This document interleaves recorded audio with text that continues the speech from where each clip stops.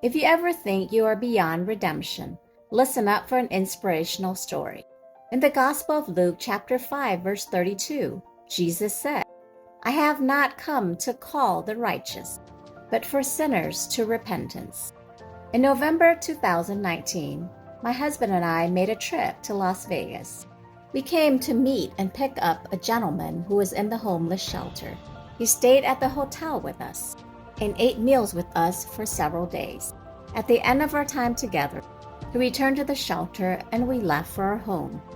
This was a precious time where we learned how this gentleman became homeless.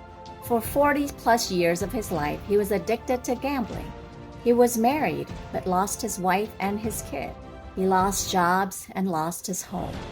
Despite all this, he never lost his faith and his belief that God would never abandon him. He also believed in the goodness of people. This gentleman is in his 60s and is no one other than my paternal uncle, my dad's youngest brother. My dad passed away in April 2018, and his dying wish was for me and my siblings to find my uncle, who was the prodigal son. He was the one sheep out of 100 that was lost. And living out the gospel message, we had to go and find him.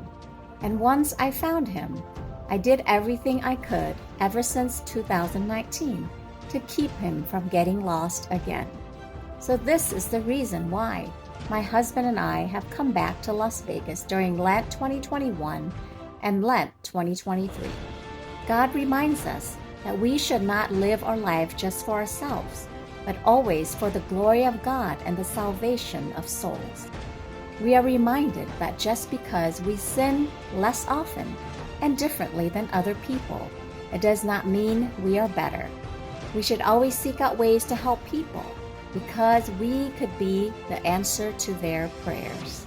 Follow me for more inspirational messages like this.